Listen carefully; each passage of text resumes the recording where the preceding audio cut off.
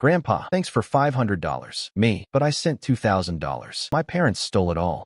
My grandfather said to me, "Son, thank you for the $500 you sent me with your parents." I looked at him and said, "What $500? I sent you $10,000. My parents cleared their throats nervously. "Your grandfather didn't need that much." My grandfather stood up and made a scene. "My name is Leonardo Vargas. I'm 31 years old. I'm a project manager at a business consulting firm. My grandfather Ernesto was the hero of our family for years. He wasn't a millionaire. He'd been an elementary school teacher his entire life. He retired with a modest pension of $2,800 monthly, but he'd saved well during 40 years of work. When my father lost his job 15 years ago, when I was 16, it was my grandfather who saved us from the streets. Don't worry," he said with that kind smile he always had. "I have savings. I can help you until you get stable." And he helped us for years. He gave us $1,500 monthly to supplement the little my parents earned from sporadic jobs. He paid for my entire university, $45,000 total over 5 years. He made sure my sister Sophia and I had food, clothes, education. Family comes first, he always said. That's what savings are for, to help those you love. And he truly loved us. While his own savings drained month after month, year after year, supporting 4 people who weren't his direct responsibility. My father, Raul, 58 years old, never got stable work again. Temporary jobs here and there, earning maybe $900 on a good month. My mother, Clara, 55 years old, worked part-time cleaning houses. She earned $700 monthly. Sophia, my 26-year-old sister, didn't work. She dropped out of university after 2 years, and since then lived off our parents, or rather, off my grandfather's money. I graduated at 23 thanks to my grandfather. Got a job immediately. Started earning $3,200 monthly. I kept getting promoted, and now at 31, I was making $15,000 monthly. And since I started earning well, I assumed the responsibility of supporting my parents and sister. I paid their house rent, $1,800. I gave them $2,500 for food and utilities. Total $4,300 monthly that I sent religiously every month. It's only fair, I told myself. They raised me. My grandfather paid for my university. Now I can take care of everyone. But one day, everything changed. My grandfather called me on a Tuesday night. His voice sounded tired, old, in a way I'd never heard before. "Leonardo, my son," he said with a sigh. "I need to talk to you about something." "Of course, Grandpa. Tell me." I responded, immediately worried. "My savings ran out," he admitted with a broken voice. "For years I helped your parents, paid for your university, helped with everything I could. Now I have nothing left." My heart sank. Nothing. My pension of $2,800 barely covers my rent, food, utilities, and now I need new blood pressure medicines that cost a lot of money. "My son, it's not enough." "Grandpa, why didn't you tell me before?" I asked, feeling immediate guilt. "I didn't want to bother you," he said. "You have your own responsibilities. You support your parents and your sister. You're more important." I interrupted him firmly. "You paid for my university. You supported us for years when we had nothing. It's my turn to take care of you. I don't want to be a burden," he started. "You're not a burden," I said. "You're my grandfather. I love you, and I'm going to help you. I'll send you money." "Thank you, my son," he said with an emotional voice. "You don't know how much that means to me." We hung up, and I sat there thinking. I needed to send him money, but my grandfather lived in another city an hour away, and I was in the middle of an important work project that wouldn't let me travel that week. And I remembered my parents visited my grandfather every month. In fact, they were going that weekend. Perfect. They could take him the money. Friday night, I went to my parents' house with an envelope. Inside was $10,000 in cash. It was a large amount, but I wanted to make sure my grandfather had enough for several months without worries. "Dad, Mom," I said, handing them the envelope. "This weekend, when you go see Grandpa, can you give him this?" "What is it?" my father asked, looking at the envelope without opening it. "Money for Grandpa," I explained. "It's $10,000. I talked to him. His savings ran out, and he's struggling financially. I need you to give him this so he can live comfortably." $10,000 is a lot of money, my mother said, her eyes shining in a way I should have recognized as alarming. "Grandpa needs it," I said firmly, "for his rent, food, medicines, everything. Please make sure all of it gets to him." "Of course," my father said, taking the envelope. "We'll give it to him tomorrow when we see him." "Thank you," I said with relief. "Tell him I'll call him next week to see how he's doing." I left their house feeling good. I'd helped my grandfather. I'd fulfilled my duty as a grandson after everything he'd done for me. I called my grandfather immediately and told him I'd send him a surprise with my parents. I didn't want to say the amount of money so the surprise wouldn't be ruined, and also I didn't want to sound boastful. He thanked me, and we hung up. But now I think I should have delivered the money myself. The following week, I noticed something strange. My parents posted photos of a beach trip, enjoying the weekend on the coast. The caption said, with images of them at an expensive-looking hotel, eating at fancy restaurants. Where did they get money for that? I thought, but I dismissed it. Maybe they'd saved. Maybe it was cheap. Then Sophia posted photos of new clothes, bags from expensive stores, brand-name shoes. How odd, I thought. I give them $2,500 monthly for food and utilities, not for luxury shopping. Next week, again, photos of my parents at an expensive restaurant, celebrating, without specifying what they were celebrating. And Sophia with more new clothes, more accessories, more things she clearly couldn't afford with zero income. I should have investigated. I should have asked, but I was busy with work, with my own life, and honestly, I didn't want to confront. Maybe they sold something, I told myself. It's not my problem. How wrong I was. A month passed since I'd sent the money with my parents. I'd been so busy I hadn't called my grandfather to verify it arrived. Bad grandson. I scolded myself. You have to call him. But before calling him, I decided to visit him. And besides, I had a surprise for him. During that month, I'd been looking for the perfect gift for my grandfather, to thank him for everything he'd done. And I found it. A restored classic car, bright blue. Exactly the car my grandfather had mentioned he dreamed of having when he was young. It cost $35,000. It was a big investment, but my grandfather deserved it. I planned the visit for Saturday. I called my parents. We're all going to visit Grandpa this weekend. I want to take him out to eat. All of us, my mother asked with a strange tone. Yes, you, Dad, Sophia, and me, I confirmed. It's been a while since we all went together. It'll be nice. There was an uncomfortable silence before she agreed. Okay, we'll go. Saturday arrived. I picked up my parents and Sophia at their house. I immediately noticed they were wearing new clothes. Expensive clothes I didn't remember seeing them wear before. New clothes, I commented casually. Ah, yes, my mother said nervously. We found a really good sale. I didn't press further. We drove the hour to my grandfather's city. The grandfather's classic car was on a rented trailer covered to keep the surprise. We arrived at my grandfather's house around noon. It was a small but cozy house. He opened the door with that smile he always had, though I noticed he looked thinner, more tired. Leonardo, he hugged me tightly. What a surprise to see you, son. Hi, Grandpa. I hugged him back, feeling his bones more prominent than I remembered. I'm taking you out to eat. We're going to a good restaurant. You don't need to spend on me, he started. I insist, I said firmly. You deserve a special meal. We went to an elegant restaurant downtown, one with a river view. We ordered delicious food. My grandfather was happy, talking about his days as a teacher, about how he remembered me as a child. My parents and Sophia were unusually quiet, avoiding my grandfather's gaze. I thought it was strange, but I said nothing. After dessert, while we were having coffee, my grandfather took my hand. Leonardo, my son, he said with an emotional voice. I want to thank you for the $500 you sent me with your parents last month. I froze, my coffee cup halfway to my lips. The what? The $500, he repeated with genuine gratitude. I know it was a lot for you. Honestly, it wasn't enough because I have many expenses, but I really appreciate the gesture. Grandpa, I said slowly, my heart starting to beat faster. I didn't send you $500. What? He asked, confused, looking at my parents. I sent you $10,000, I said clearly, my voice rising, looking directly at my parents. I gave them an envelope with $10,000 in cash specifically for you, Grandpa. The silence at the table was absolute. My grandfather went pale. My parents turned red. Sophia stared at her plate intensely. What happened to the other $9,500? I asked, my voice tense with contained rage. My parents looked at each other. My father cleared his throat nervously. Well, your grandfather didn't need that much. What? I exploded. Several people at nearby tables turned to look at us. We gave him $500. My mother explained quickly, also nervous. We thought it was more than enough for his basic expenses. $10,000 was too much. Too much. My voice echoed in the restaurant. Too much for the man who supported you for years. Too much for the one who paid for my entire university. Leonardo, calm down, my father started. I'm not going to calm down, I yelled, standing up now. Where's the rest of the money? Where's the $9,500 that was for my grandfather? My grandfather also stood up now. His face transformed from confusion to absolute fury I'd never seen in him. $10,000, he said with a trembling voice. Leonardo sent $10,000 for me, and you only gave me $500. Dad, it's not that simple, my father started. The grandfather was his father. Did I ask that simple? My grandfather yelled, hitting the table hard. The plates jumped. Water spilled. Did you rob me? Did you rob your own father? We didn't rob you, my mother protested weakly. We just thought you didn't need that much. Who are you to decide what I need? Grandpa was shaking with rage now, tears in his eyes. For years I supported you. I gave you $1,500 monthly when you had nothing. I paid for Leonardo's university with my savings. I ran out of money helping you, and this is how you repay me. It was just once. Sophia started, speaking for the first time. You too, I yelled, looking at her with contempt. You participated in this too. She didn't respond. Her silence was answer enough. Where's the money? I asked, my voice cold now, controlled. The $9,500. Where is it? It was spent, my father finally admitted, avoiding my gaze. On what? I demanded. On things, he said vaguely. What things? I yelled again. We went to the beach, my mother admitted in a small voice. We bought new clothes. We went to good restaurants. Things we hadn't been able to do in years. The reality hit me like a hammer. The photos on your social media, I said with horrible understanding. The trips, Sophia's new clothes. Everything was with my grandfather's money. It was a lot of money. My father started. It was for him. I screamed, pointing at my grandfather. grandfather, who had tears running down his cheeks now, for his medicines that cost a lot of money per month, for his food, so he could live with dignity after years of giving everything for you. It's not fair, my grandfather said, his voice broken. I gave you everything. I sold my big house to help you when you lost your job, Raul. I used my 40 years of work savings to support you. I paid for Leonardo's university so he'd have a better future. And when I finally need help, when I'm struggling to eat, you rob me. Dad? My father started, but my grandfather interrupted him. For a month, he continued, his voice trembling. For a month, I thought Leonardo had only sent me $500. I thought maybe he didn't care that much, that maybe he was too busy or had his own expenses, and I felt guilty for needing more. When all this time he'd sent me $10,000 that you stole. Don't see it that way, my mother tried to say. It's exactly stealing, my grandfather yelled. It's theft. You stole from an old man who gave everything for you. Don't you have shame? Don't you have a conscience? My parents didn't respond. Sophia was crying now, but I felt no sympathy. From now on, I said with a clear, firm voice, you're going to work for your expenses. What? My father asked, his face going pale. You heard me, I said. I'm not going to keep supporting you. The $4,300 I send you every month, it's over. Get real jobs. Support yourselves. You can't do that to us, my mother yelled. We're your parents, and he's my grandfather. I pointed. Who did more for me than you ever did? Who paid for my university while you lived off his money? And you robbed him when he needed me most. Leonardo, please, Sophia begged. You neither, I told her coldly. 26 years old, and you've never worked a full day in your life. Living off our parents, or rather, off Grandpa's money first and my money after. It's over. You're abusive, my grandfather said, his voice stronger now. Inconsiderate. Leonardo is right. You should work. You should support yourselves. I did it for 40 years. You can do it too. But Dad, my father started. Don't call me Dad. My grandfather spat with venom I'd never heard from him. A son who steals from his father doesn't deserve to call him that. I stood up, took out my wallet, left $200 on the table to cover the meal with a generous tip. Let's go, Grandpa, I said. I have a surprise for you outside. Surprise? He asked, confused, wiping his tears. Yes, I said with a smile. Something I should have given you years ago. We left the restaurant. My parents and Sophia tried to follow us, but I slammed the car door in their faces. I took my grandfather to the parking lot where I'd left the trailer. I removed the cover with a dramatic movement. The bright blue car was revealed, restored to perfection, shining under the afternoon sun. My grandfather was speechless, his hand over his mouth, fresh tears in his eyes. It's beautiful, he whispered with reverence. It's your car, I corrected, handing him the keys and papers that were already in his name. A gift to thank you for everything you did for me, for paying for my university, for supporting me when I was a child, for being the best grandfather anyone could ask for. Leonardo, this is too much, he started, but his smile said otherwise. Nothing is too much for you, Grandpa, I said firmly. And besides, I took out another envelope from my pocket. Here's another $10,000. But you should have received last month. My son, he cried openly now. You didn't have to. Yes, I did. I interrupted, hugging him. You gave everything for us. It's time someone gives back to you. Thank you, he sobbed on my shoulder. Thank you, son. All this is thanks to your help, I said. To you paying for my university, I corrected. Without your help, without your sacrifice, I wouldn't be who I am today. We stood there hugging, while my parents and Sophia watched from afar, probably calculating everything they'd just lost. That night I drove back to my city, alone. I left my parents and Sophia to figure out how to get back on their own. The following Monday, I canceled the automatic transfer of $4,300 that I sent them monthly. I changed the locks on my apartment because my parents had copies of my keys, and I blocked their numbers. My grandfather, on the other hand, started receiving $3,000 monthly from me, more than enough to live comfortably with his $2,800 pension. Total of $5,800 monthly for him alone. It's too much, he protested when I told him. It's only fair, I responded. It's less than you deserve after everything. My parents tried to contact me for weeks, first with pleas, then with guilt, finally with threats. I ignored them all. Without my $4,300 monthly, they couldn't maintain their lifestyle. My father had to get full-time work at a shopping mall as a security guard, earning $1,600 per month. My mother cleaning houses earned $1,300 per month. Sophia finally had to work. She got a job at a fast food restaurant, $1,500 per month. Between the three of them, they earned little, but enough for their rent in an old apartment and for their basic expenses. No more beach trips, no more expensive restaurants, no more brand name clothes, just the basics to survive. Exactly what they deserved for stealing from an old man who gave everything for them. Today it's been 8 months since that lunch that changed everything. I visit my grandfather every week. He lives happily in his house with his $5,800 monthly combined income. He drives his blue classic car around town, feeling like a young man again. His medicines paid for, his refrigerator full, his life comfortable. You're a good grandson, he tells me every time we see each other. The best a grandfather could ask for. I learned from the best grandfather. I always respond. My parents and Sophia, working, struggling, living on the basics, finally experiencing what it's like to earn a living without living off others. They've tried to contact me through family members. Always the same message. We're sorry. We made a mistake. Give us another chance. My response is always the same. You stole from a 75-year-old man who gave everything for you. There's no second chance for that. Do I regret it? No, not for a second. I learned that family who steals doesn't deserve loyalty, that parents who exploit don't deserve respect, and that sometimes the biggest betrayal comes from those you least expect. My grandfather thanked me for $500 that became $10,000 stolen. But in the end, discovering that betrayal freed me from supporting parasites and allowed me to focus my love and my money on who truly deserved it. And that's the best outcome I could have asked for.